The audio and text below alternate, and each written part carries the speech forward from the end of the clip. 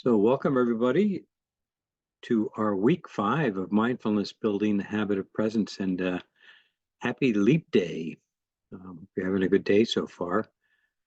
But in any case, hopefully this is a time where you're learning to build some good habits of presence and mindfulness. And we've covered a lot. So we have one more week after this, although I will do a kind of a 7th refresher class, sort of a booster session, probably about 3-4 weeks after the last session. So I'll send that a separate invite for everybody for that. Before we get started and before we go into everything, I think we'll do a mindful pause and we'll kind of focus a little bit on equanimity as we talked about last week. So just find a position that's comfortable. This will be maybe a little bit of a longer pause, 3 to 5 minutes. So find a comfortable position, one where you can really feel balanced, almost like you're a sitting mountain, because we're going to even bring up that image a little bit. So just nice and balanced and comfortable, relaxed and alert at the same time. You can close your eyes if you like, but you don't have to. Whatever is best for you. And take a few breaths, a few deep breaths. As we do so, invite yourself to soften and connect. Feel the connection of your body sitting here, coming into your body and mind, both right here, right now. Setting aside all the things we've been working on. This is a time where we can really let go of all that doing and just be. So as we come into presence and feel that sense of being here as best you can, imagine a time where you felt even-minded and balanced. It could even be a time when you were about to react to something, whatever it was, to some trigger, but instead took a pause. It could be anything. So just take a moment and see if you can bring that to mind when you felt balanced.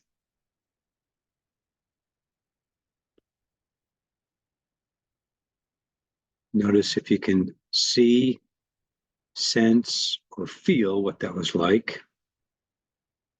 Where were you? What did you see? What did you hear? Most importantly, what did you feel inside yourself?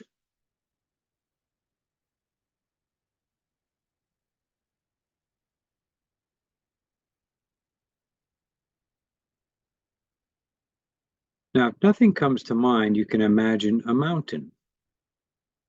A mountain is solid, strong, stable. Can you recall a time you felt the strength of a mountain, or imagine what that's like? What does that feel like?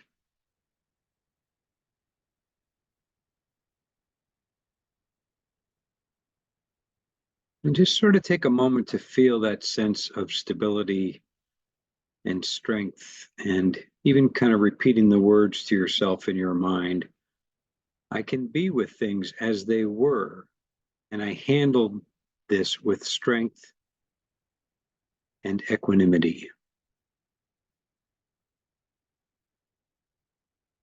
And as you reflect on that, just notice what happens again inside you as you remember that time and you remember that even minded, balanced feeling, or the feeling of the mountain. And breathe, continue to breathe and notice what's happening inside you.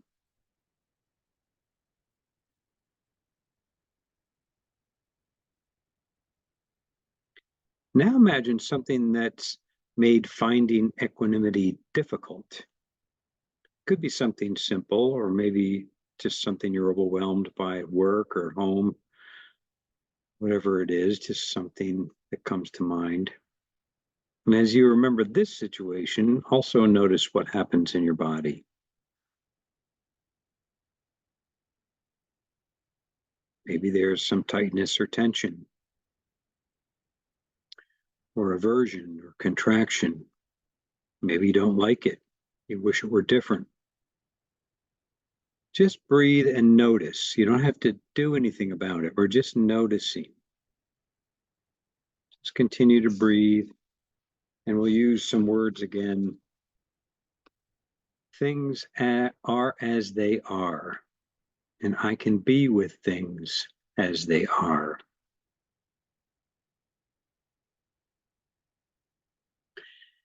And you might this time bring up the image of the eye of the hurricane.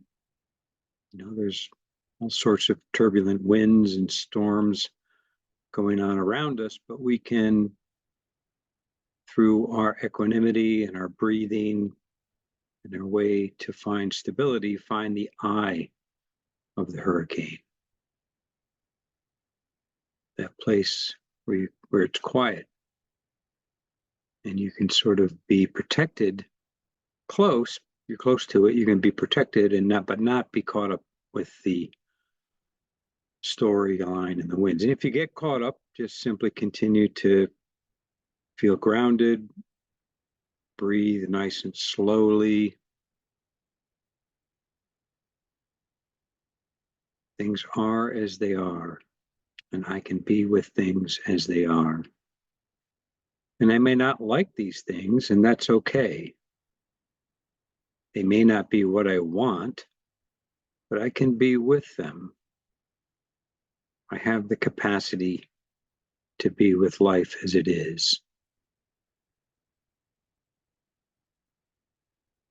All right, so that's the end of our pause. You can let go of any images and maybe take one last breath and open the eyes if they've been closed and reconnect with your surroundings. Just look around and just sort of bring yourself to the here and now here. And again, I appreciate you coming today. Hope you've been finding the practices helpful. And so let's turn to that.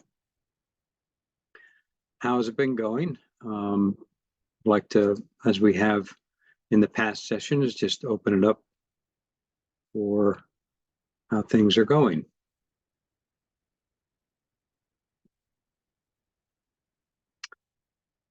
How was your practice last week? We talked about dealing with emotions. We talked about finding that equanimity. We did the eye of the hurricane meditation. So let's start with the formal practices, the formal sitting meditation, whatever you tried. Maybe give me a little bit of feedback on what you tried, and are you beginning to find a little bit of time for this, space for this, or did you have a particular comment or thought about these are, a little different meditations. They bring on a little bit more depth in a sense. They bring on a little bit more of what we're feeling. So thank you. They help with grounding and stress release. Good. See, that's part of what they're kind of designed for. I really like the eye of the hurricane and body scan meditations. Feel calmer. So, and that's part of this is to notice what works for you. We're all different. We all have our own ways of responding to different types of meditations. And that's kind of what this course is about, is to give you exposure to a lot of different practices. So not only finding the place and the time for yourself and the routine, but which ones, do you like and which ones are you getting benefit from? Becoming more routine before I start my workday at the office helps me to relax. It's a great way to start the workday, isn't it? And actually, that's a great kind of reminder about today's class. Today's class is about integrating our practices into the workday. So starting off the day is a great way to set the stage for that.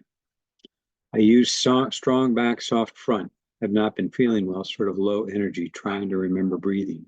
Okay, good. So Yeah, we all have these, fluctuations in mood and how our body's feeling. And so part of all this too is um, finding that sense of being with things as they are. And today's, we'll kind of cover a little bit of that too, with some acceptance. But that strong back, soft front is a good one. Um, and I can't remember if I have that on the meditation page. I think I do.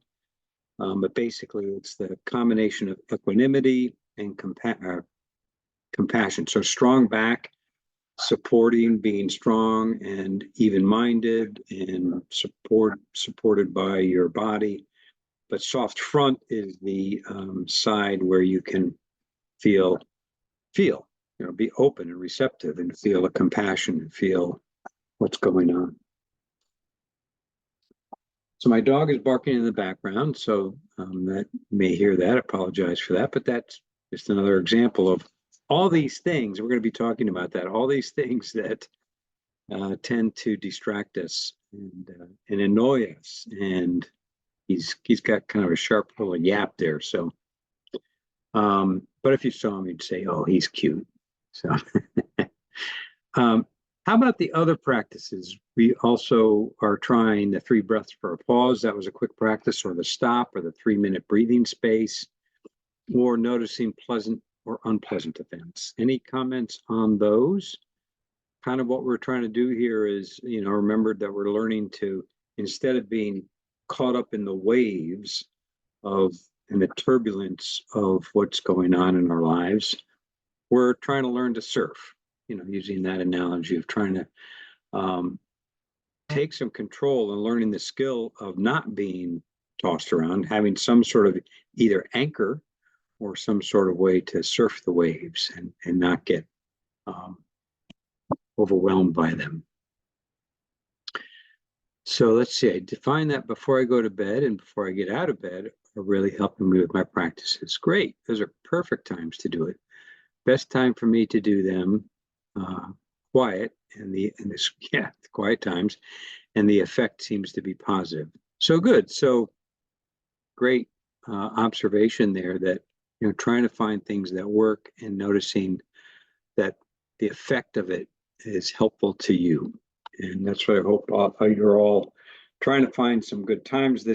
We're getting towards the end of the class here, and hoping that you're finding some regular times to practice some of your own ways to do that. What I found with a lot of the classes is that everybody kind of finds their own way, their own time. So if it's not first thing in the morning for you, when is it? What works for you? I know for me, it's changed over time.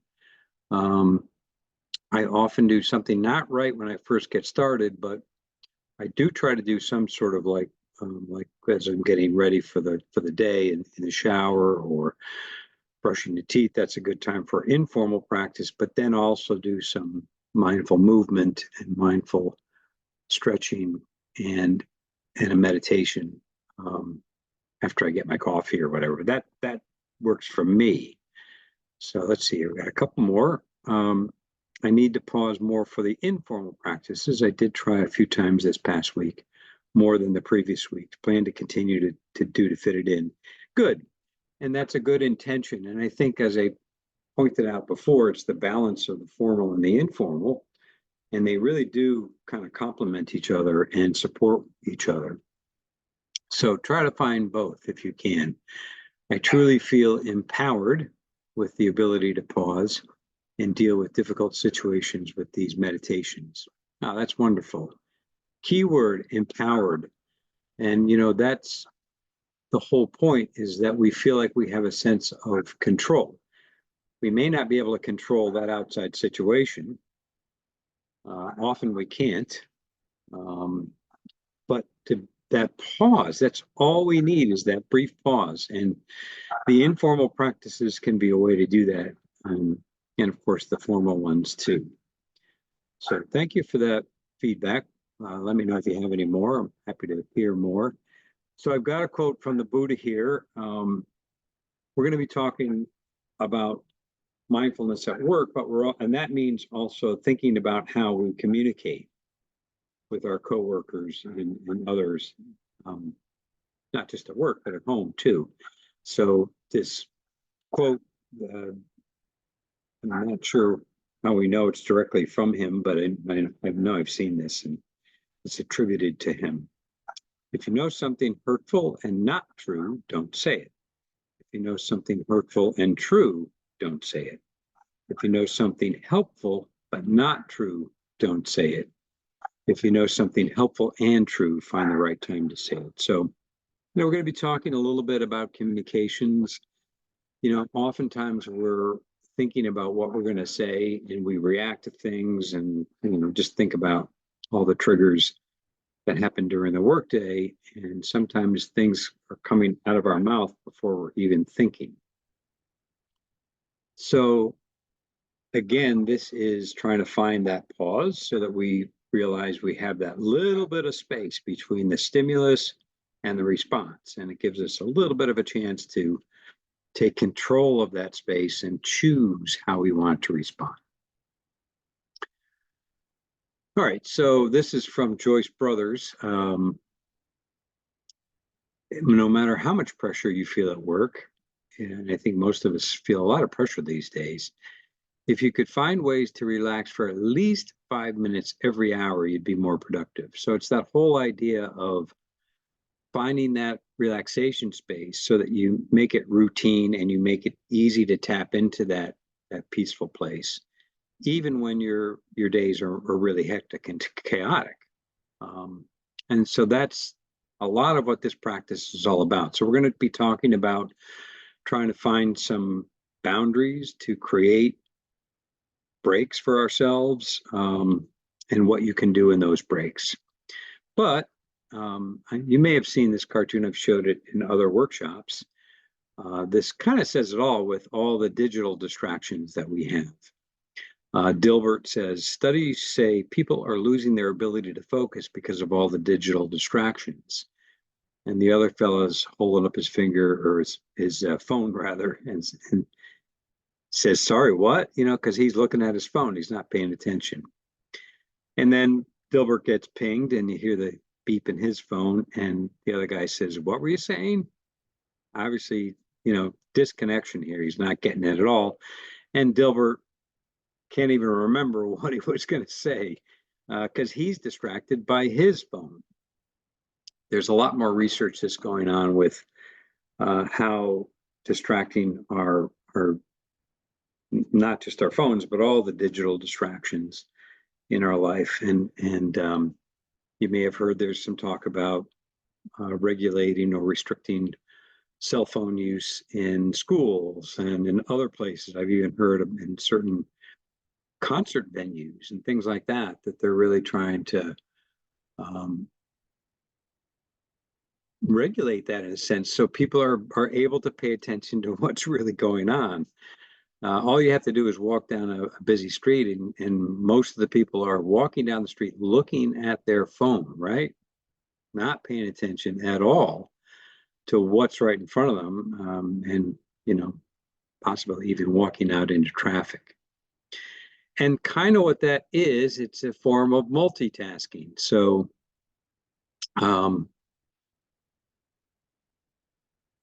let's just talk a little bit about multitasking, because I think if I were to ask you how many of us multitask, and especially in healthcare, I think probably 99% of us would say we multitask. And I think I asked you at the beginning of the class, try not to multitask while you're in this class. Try to pay attention, even if it's hard to pay attention, even if you're getting pinged and you want to respond to an email or something on your phone, or you remember something that you've got to take care of. Those things are always going to be there. This is really all about training our attention and increasing our focus and concentration. And multitasking is kind of the evil. So we've got a good couple of comments here. Agree, me too, all day, yes. And thank you for those. Another good comment here before that. a good long. It's not about this, so I'm going to let that slide for now, but appreciate the comment. But so is multitasking helpful or not?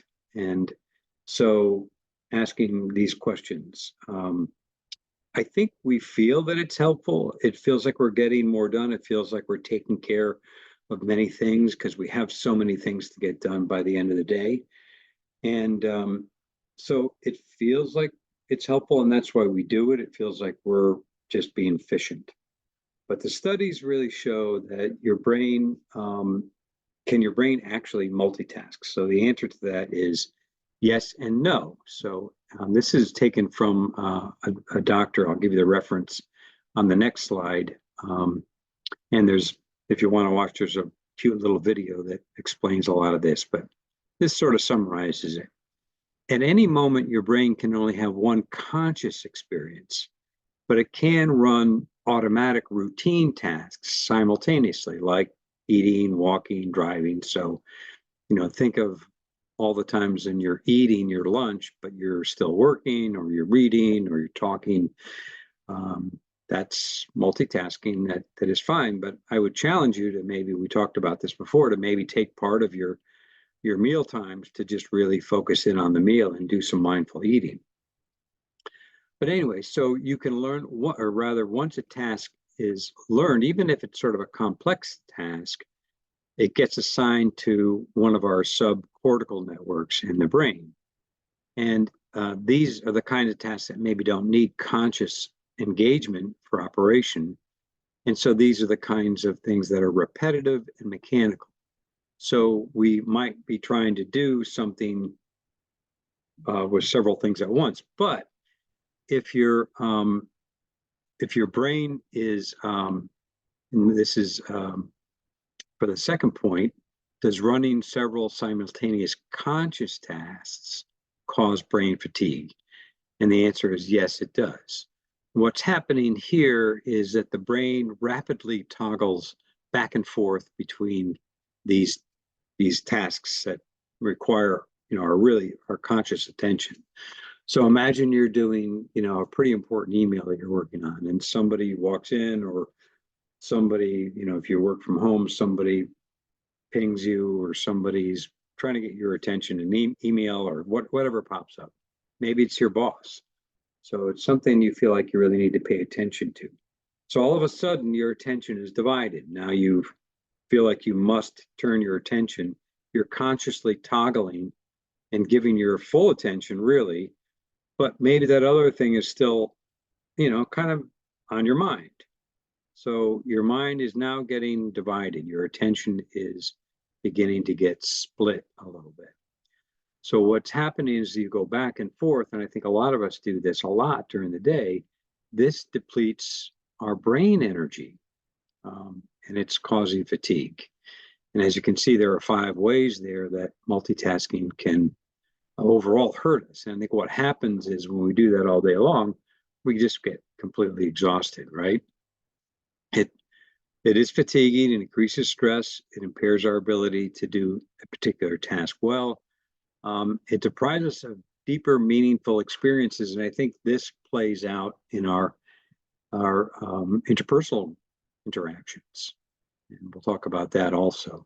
And it increases error risk. So just thinking about certain kinds of tasks that we need to do to really give our full attention, and you don't have to go too far to be thinking about important things that we do in our line of work, in the medical field, where we really hope that doctor or nurse or nurse's aide or whoever is taking care of us for whatever task is able to, pay attention to what they're really doing, and really make sure that that's being done error-free and safely, right?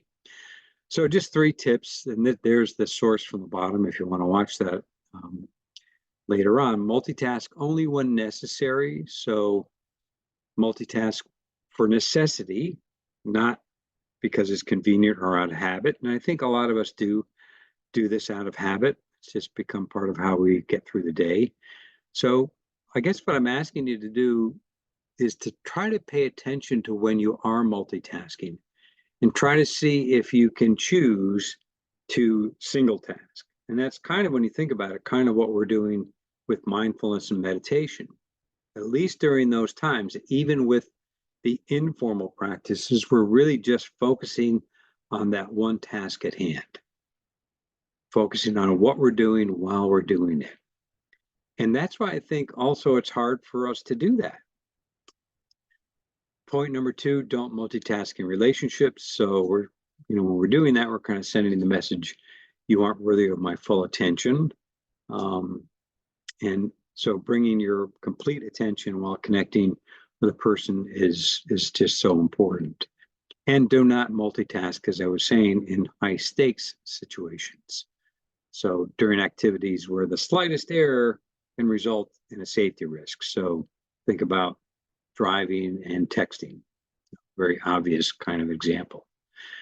But as we talked about this, I know I showed this in the last session, but just as a reminder, this VUCA acronym, volatility, uncertainty, complexity, and ambiguity, these are things that are going on all day long for us. And they erode our attention. They kind of make us feel more scattered. And so, in a way, it sort of gives fuel to that sense of multitasking because we're doing lots of things at once. But what I would encourage you to do is to try to think of this in our first practice, which we'll do in a minute or so, is really try to train this flashlight of our attention so that we're training our attention, even though we're kind of trying to counteract stress, poor mood, and threat. These are things that, again, also erode our attention. And I don't think it's, you don't have to think too hard about how they can do this, but just taking the stress as one example, when you're feeling stressed, our thoughts become more jumbled or scattered. It affects our emotions, more difficult emotions arise, and it affects what's going on in the body. So these are all things that we can attend to and increase our attention in a mindfulness practice. And again, these are taken from the book called Peak Mind, which is by Dr. Amishi Jha, a neuroscientist, who talks about training our attention even in high stress occupations like the military and first responders and healthcare, among others. And what she found is that mindfulness practices are one of the best ways to do that. And she uses the analogy or the image of a flashlight. So what I'd like to do for our first formal practice today, well, I know that first one was a bit of a formal practice, but we're going to use this image of finding a flashlight. And the second part of it is we're going to use our breath to release tension. So the two go hand in hand, I think, especially at work. So when we feel like we're feeling scattered because of multitasking or VUCA, we can use this image of the flashlight to train our attention, increase our focus. And then the second part of releasing the tension with our breath, which we've done, but in a very simple way, we can also do this in kind of a quick fashion throughout the day. So two very important practices that we can go forth with. So let's begin this practice and sit in a position that's comfortable again, balanced, upright, stable. So maybe think upright, but not uptight. Set an intention to put aside any unnecessary thoughts regarding plans, agendas, projects. Think of this time like a gift to yourself. Everything else can wait until later. But right now, all you have to do is relax and be right here. So let's close the eyes or lower your eyelids to have a soft gaze in front of you, whichever is best for you. And first, we'll just simply breathe and follow your breath. And if you like, you can take a couple of deeper breaths to really feel the breath in and out, in and out.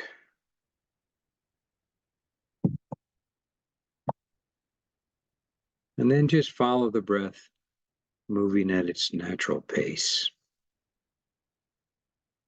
You don't have to do anything to control it now. Just let the breath breathe itself and tune in to the breath-related sensations. So this might be the coolness of the air going in through the nostrils, or that little kind of tingling at the back of the throat, or the feeling of the lungs filling, the chest expanding, or the feeling of your belly moving in and out.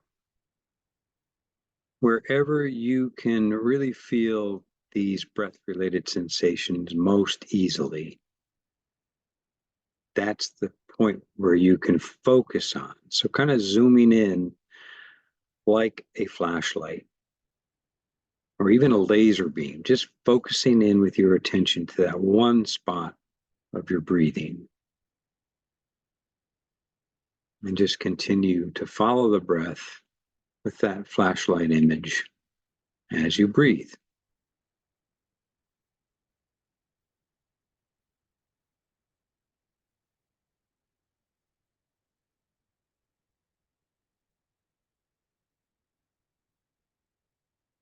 And then simply notice when your flashlight has moved, when it gets pulled by something that distracts your attention. And when you notice that, just simply move your flashlight back to the next breath, back to that spot where you feel the breath. So you're noticing when thoughts or sensations or noises arise that pull your flashlight off target. Could be anything, right? Notice that. Don't get caught up in it. Choose not to engage with whatever that was. And you've noticed that the flashlight has been pulled away, and then just redirect it back to the breath. Nothing special to do other than this simple, gentle nudge that acts supportively to move the flashlight back.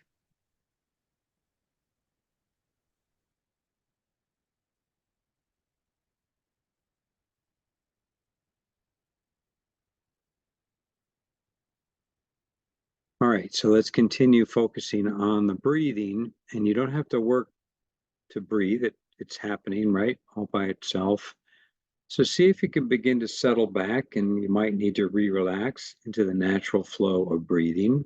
Allow the body to relax.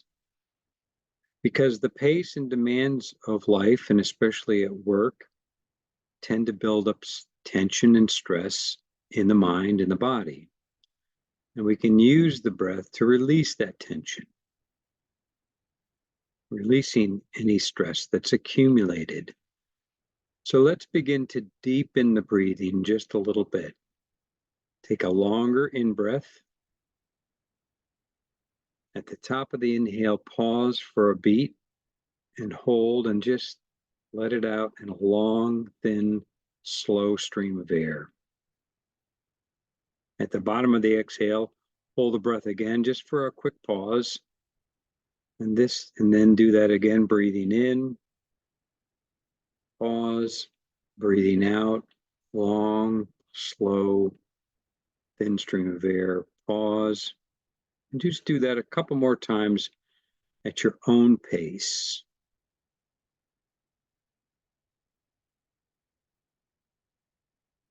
Now you can, when you're breathing out, you can try breathing out of your mouth with a sigh, or you can try breathing out with pursed lips, almost like you're blowing through a straw.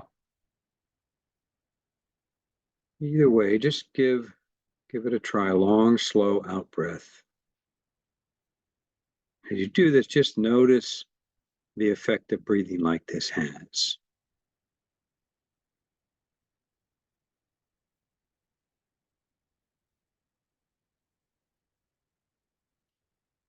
Now, for our last step, let's just begin to release any tension in the body that may still be there. So if you notice tension or tightness anywhere, just sort of do a quick scan. Maybe there's a little bit of tension in the jaw or the shoulder or the belly or wherever, the forehead. You notice some tension, breathe in and imagine that fresh energy flowing to those places where you feel the tension. And as you breathe out, imagine that tension draining away with the out breath. So breathing in some soft energy to that place of tension, it kind of breaks it up and disperses it. And as you breathe out, you're letting it go and releasing it. Just drains away with the breath. Do that a couple more times. So we're breathing in peace and calm and ease, and we're breathing out tension and stress and scatteredness. And as we come to a close, let go of this focus on the breath and just notice how you feel. When you're ready, you can slowly open your eyes, maybe move a little bit, reconnect with your surroundings, and bring this quality of relaxed attentiveness, if that's what you feel, with you to the next activities of your day. So that's the flashlight and breathe to release tension. And again, that can be broken up. You can use the flashlight image if you found that helpful to focus, and you can use the breath to kind of like help release tension just by the breathing itself, longer, slower breaths. Then also you can use that image of draining it away. So let me know what that was like. Feel free to put into the chat if you have thoughts or what your experience was like. But I'm going to move on because we've still got a few more slides to cover. So opportunities to integrate into your workday. Mindful driving, believe it or not, there's a recording on this that I'll show you the link to. But if you're commuting, if you're driving somewhere, you can use sort of this mindful driving of, obviously you're not closing your eyes and doing a formal meditation, but you're really feeling the whole experience of driving. You're using your senses to feel your body as it sits, your hand on the steering wheel, the feeling, the movement of the car. If maybe the window's open, you can feel the wind, you can pay attention to the sounds and the sights. So you might try that. I used to do this a lot when I commuted more and found it a great way to kind of center myself and not let the mind kind of whirl off into all the craziness that the day was going to bring. You do it at the end of the day too. And that's the transition ritual at the end of the workday is a good opportunity to, let go of the stress that's accumulated, do something in your transition, whether it's a specific point at the end of your workday where you can release that stress. Maybe it's doing some of the breathing, or maybe it's that flashlight, or maybe it's just when you change out of your work clothes, or you cross a certain bridge, or you're singing a song in the car on the radio. That's the transition ritual to signify the end of the workday, kind of creating a boundary. There's lots of mindful pauses you can do during the day. There's the 2-minute pause. There's a link to that. There's the 3 breaths for a pause. There's the 3-minute breathing space or the stop. Find one that works for you. Try to find something that you can interject into your brief 1 to 3 minute periods and use them for breaks. If you're in a lot of meetings, you might try to take a minute or 2 or 3 if you have the time before you go into the meeting to mindfully breathe, to focus on what you are want to get across in that meeting, to just kind of get centered and pay attention to what's going on in your own body, in your own thoughts, in your own emotions before you get into that meeting. So you kind of have in your mind, and there's an actual recording for that as well that you might want to listen to. whole idea is, I think you might have seen this quote before, is this ability to tap into a peaceful, blissful place. And the more we do this, the better we get at it. So even when you're really hectic, you can find some time to do that, find a way to tap into that. Good, thank you. I see some good comments there. Thank you. Very nice, thanks. So other simple, easy techniques, 5, 4, 3, 2, 1 grounding. So you're using your 5 senses. You can use these in any order, but you might 5 things that you can see. So right now, looking around, what are 5 different unique things in front of you to focus in on and just really see them, the color, the texture, just the shape. 4 things that you can hear. You know, what do you hear in the background? What noises are coming to your ears? And with all of this, we're just trying to notice the sensation itself. 3 things that you can feel, using your sensations in the body. Could even be internal sensations. 2 things that you can smell, 1 thing that you can taste. So, but you can mix those up, but there's a great way to ground yourself. Meditate on the go. There's a link there, but basically the hand tracing is tracing your hand. So put your hand up in front of you. I'll start on this side. So as you trace your fingers, breathing in as you go up, breathing out as you go down, in and out, kind of slowly, and just feeling that sense of touch, but also the breath in and out all the way to the other side of the hand. And if you have time, you can go back the other way.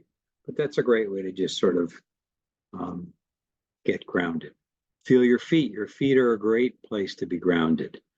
There is an article on forest bathing, which I will send you. And it's got some good suggestions. A lot of people talk about using these practices as they go for walks out in nature. So there's a whole Japanese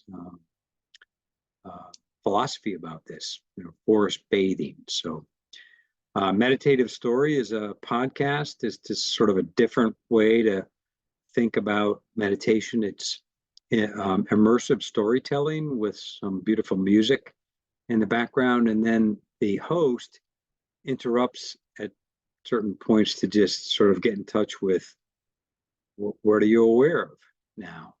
How are you reacting or responding or thinking about that part of the story? So it's really a kind of a cool, different way to, use your mindful practices. So lots of things that you can try. The challenge is finding the time. That's, I think, what most of us don't do.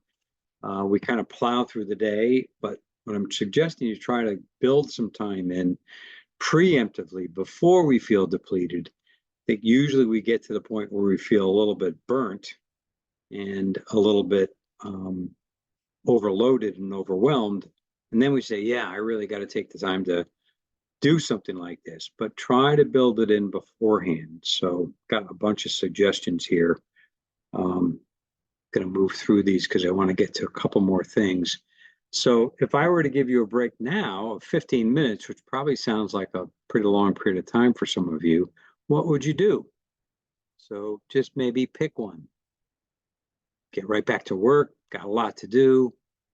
Maybe work on your to-do list, organize yourself, take care of bodily needs. Sometimes we neglect those. Take a walk outside maybe. Call somebody, connect with somebody, plan a fun activity, or find a quiet spot and do a mindful activity. Obviously, this course is about a couple of those, trying to carve out time and space for those. But the point is be mindful about that. Maybe you have to get right back to work. Maybe there's just something that's so pressing that you just have to respond to that. That's fine.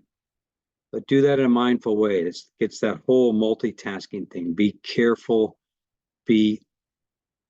Just choose carefully what you're going to be doing, and take some time to do some of those. Maybe the calling somebody or a fun activity or a walk or a quiet spot for a mindful activity.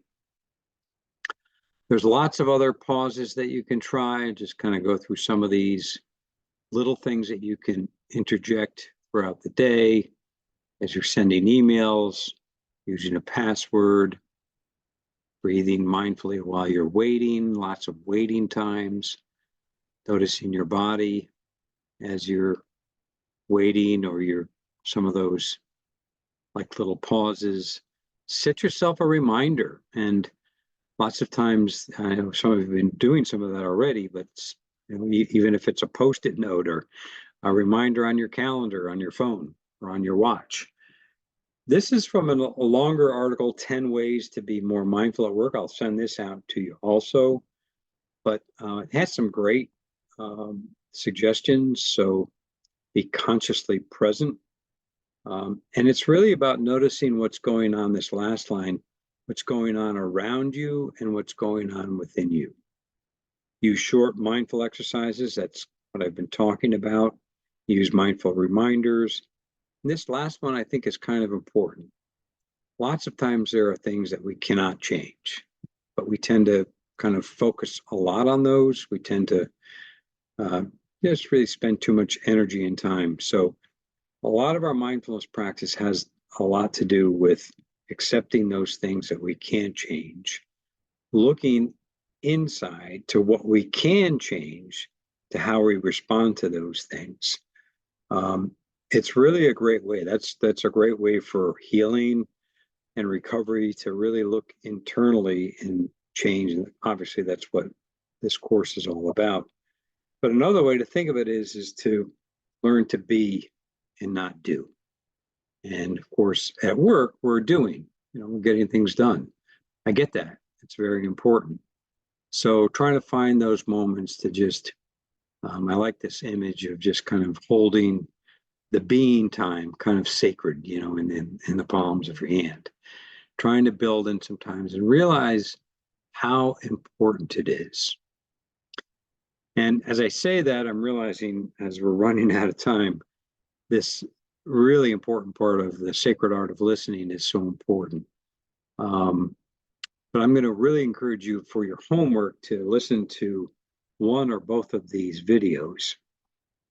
The first one is a really nice story that Tara Brach tells.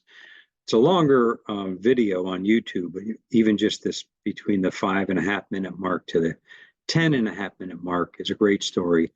And then Deep Listening by Frank Ostaseski, really good, just 3 minutes. But basically, again, the basic rule is to say what is true and that which is helpful or kind.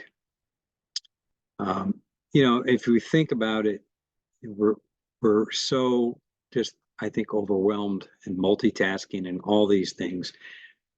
We're really just trying to suggest slowing down, listening more carefully. Maybe there's a good exercise you might want to try with somebody at home or at work. Listen to each other for 2 minutes, just 2 minutes. And as you listen, let the person just talk about anything for 2 minutes. As you're listening, don't interject. Don't say anything. Just try listening and notice what that feels like. Notice all the times you want to respond and say something. Notice how you're formulating in your own mind what you would like to say and get across. But just listen for those 2 minutes. Really give that person your full, undivided attention. And then switch roles. Just try speaking, and then what does it feel like to be fully attended to as that person is listening without interrupting? So just a good exercise to give a try. So quickly, the formal practices this week is really anything that you like. You can do something similar. There is the flashlight exercise on the links. There's a couple of others that you might want to try, or you can try ones that you've done before and that you like. Any of them are fine. So you choose, or maybe mix it up. Do something different every day. Do your best to integrate some of this into your workday. Where can you find little gaps, little ways to integrate both formal and informal practices if possible during the workday. And then start your mindfulness plan. So I'm going to send you just a simple little worksheet, which is to get you thinking about all of these things. When and where are you going to do these? Which practices are you going to do? So that sort of have kind of a written plan going forward. So I'll send you that. We'll talk a little bit about that next week, which is our last formal class. Although, as I said, we're going to have a 7th class 3-4 weeks out. But there are the links. This actually takes you to a new page now. We've got a new meditation page on the new EFR site through our EFR provider, Carillon. But they're all there. Taking the weight off your mind is a different one you might want to try, but there's the driving one. There's a quick 2-minute pause. There's one on meetings if you want to try that. Then there's also a bunch of things. I'm going to send you a couple of readings on mindfulness at work, but there's a few other videos that are kind of optional. If you want to get into those and take some time, feel free to do those. But again, the practices, I think, are more important than anything. But if you've got the time to take a deeper dive, take a look at those as well. All right, a couple more comments here. It's funny, you just learned the hand tracing last night. Good. I like the be, not do, and taking the 2 minutes to listen, to thank. Yes, good. So thanks for those comments. And with that, I will let you go with this image. This is sort of like the feeling of overwhelm, right? And what we're trying to do with all of these practices, not get caught up, not get this sort of feeling so burdened by everything that's going on, especially at work. Trying to take some control over that with some of these practices. All right, so thank you all for attending again. I know we've got a 54 at this point in the class. Good, that's a good amount. But I appreciate you continuing to come. If you can't come, obviously, I'm going to be sending out the slides and the link. And let me know if you have any questions going forward. I'm always available, or any comments or whatever this is. I wish you had some more time for interaction. I apologize for that. I just feel like I'm trying to get a lot into these. These used to be full hour classes. So realize if you have to go, please do. I'm going to stop the recording. And again, say thank you for coming today. Appreciate your presence and your practice and for doing this with me.